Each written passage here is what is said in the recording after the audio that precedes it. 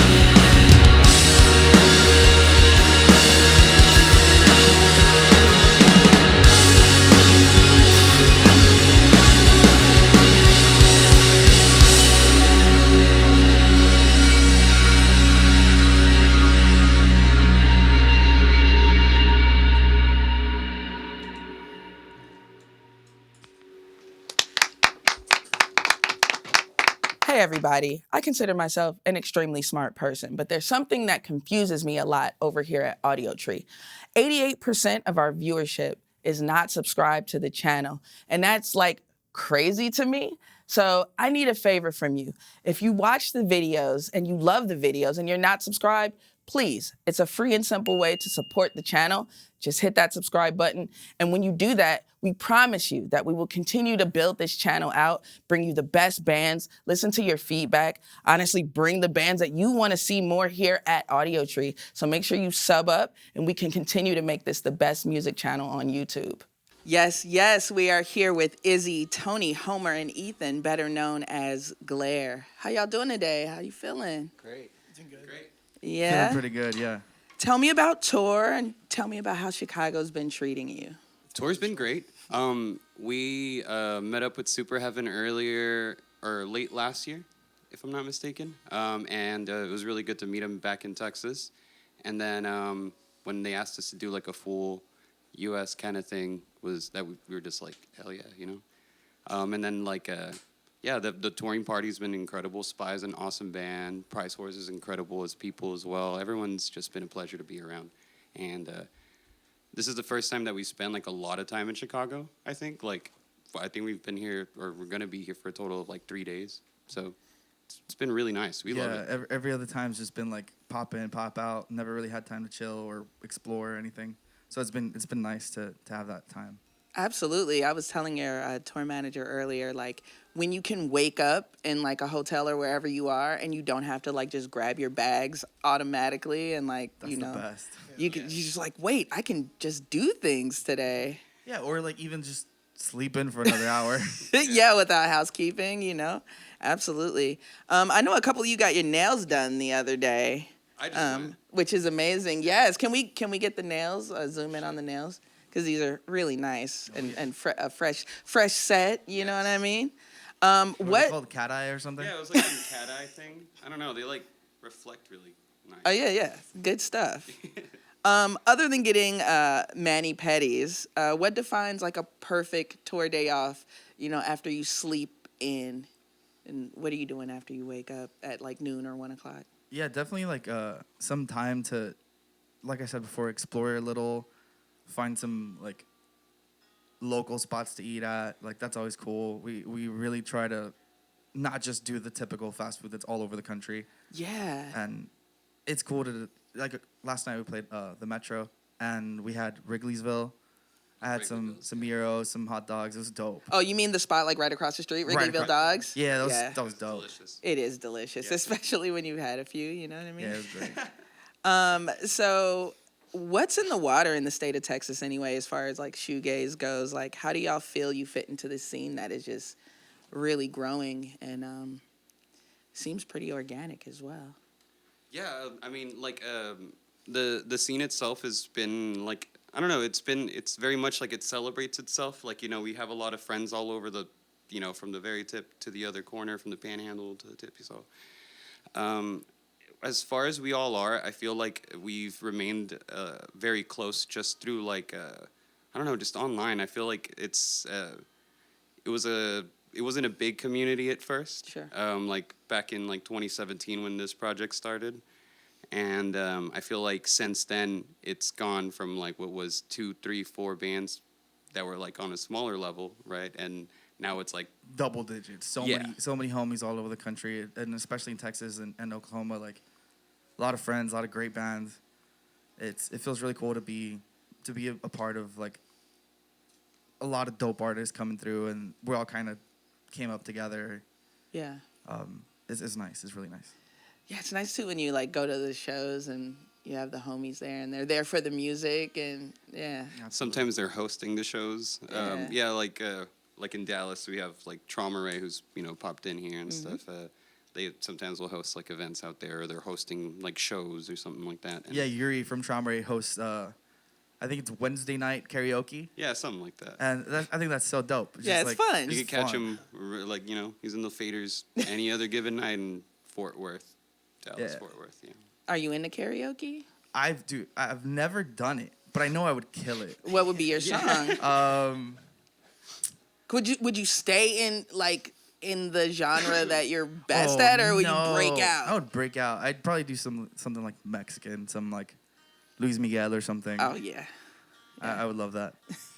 something definitely like out of pocket. Yeah, you gotta like switch it up, you know. For sure. So as a band, you all can go from like heavy, deep, like gutting lows and these kind of dreamy, heady, sweet vibes. What's doing it for you these days, and what's kind of bringing you euphoria as a musician? Like what mood is like floating your boat these days?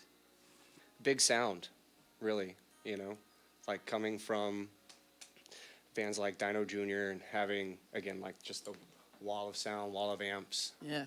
Just big cymbals, you know. That's the main thing, Yeah. for sure. You can feel it. Tony? Yeah. Tony. That's a word, buddy. Oh, sorry. Like what I'm listening to, or like kind of just like how I'm feeling? Playing, yeah, playing it. What's like really like floating your boat? I don't know, just like that dreamy sound, I guess, or something. I don't know. I really like enjoy it, so it's like playing it, I guess. Yeah, what songs are you really like excited to play on the tour? Like when you're like, oh, this is my shit coming out. Most of the new ones. Yeah. The new ones are off the record. We're doing like a couple, and then they're just like really fun to play. I think like after we like wrote them, and like I just like really enjoy like playing like new stuff, I think. For sure. Yeah. So you're about to play one of my fave jams. So this is the best day ever for me. So let's get into it.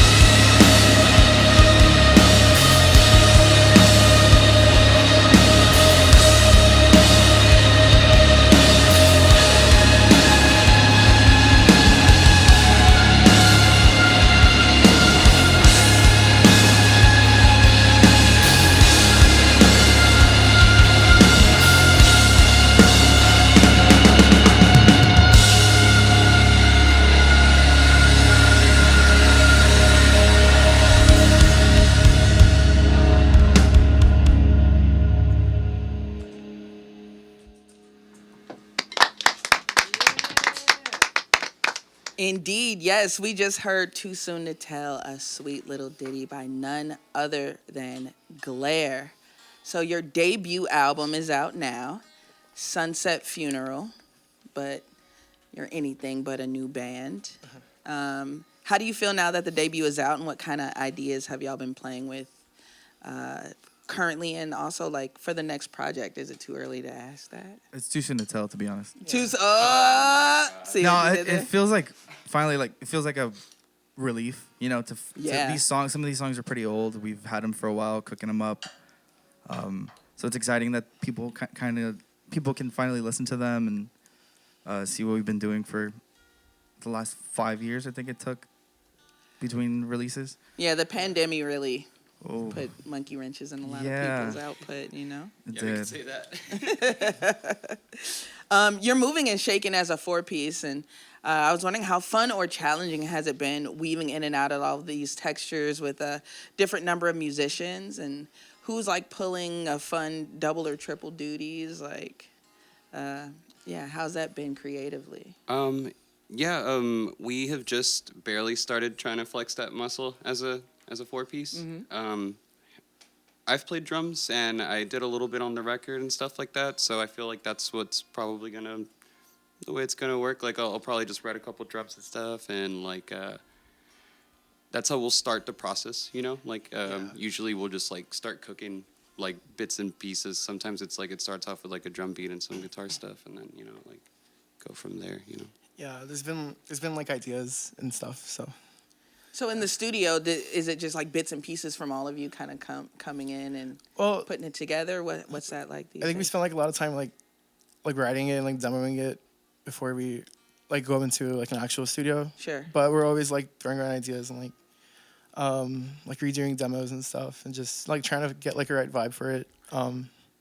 It rarely sounds like the way the demo goes in. No, Right, yeah. it doesn't. Like it sounds so much like better and stuff, But like We end up changing structures and like adding diddly. but like stuff. I think getting an idea down is like so like important. I guess. Sure. That's how we just do it. I think it always starts with guitars, and then Yeah, we like some just build from there. foundation. And then drums are like, I think, so important, and vocal. Everything's so important. So we'd like really like once we get to the studio, we're like, oh, we should put a little more time and effort into this.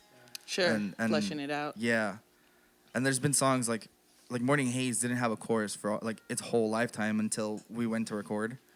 So there was no chorus, and I was like, when we got there, we were like, yo, this kind of needs something here. Yeah. And then we cooked something up, and it was great. I love the chorus. Yeah, it's so good. I have a producer friend who's always like, don't get married to the demo. Do not, Oh, Yeah, for sure. I think that's so true. Like, So that New Burn, the music video, is great. It's so wholesome. Did I see some UK footage in there? yeah, I believe so, yeah. we borrowed our friend Dylan's camera, who usually does photography for us. Yeah. And they lent us there's old Sony camera on.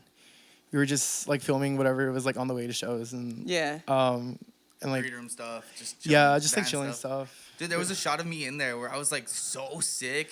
Yeah, I was like Actually under the weather on so tour. bad. Yeah. Yeah, I was so sick, and then I was just in the back of the van, throwing a little hard up.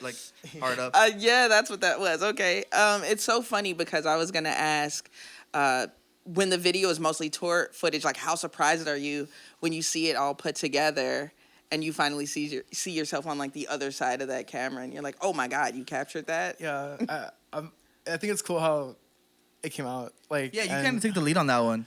Yeah, And I love that filmed- because I love Yeah. not knowing what was gonna be in it. Yeah, Sure. I didn't really show anyone I'm just trying to get hangs and stuff, and it's really cool seeing it edited and I guess turned into a cohesive kind of thing. You Yeah, know? yeah. So it's really nice to see. I think.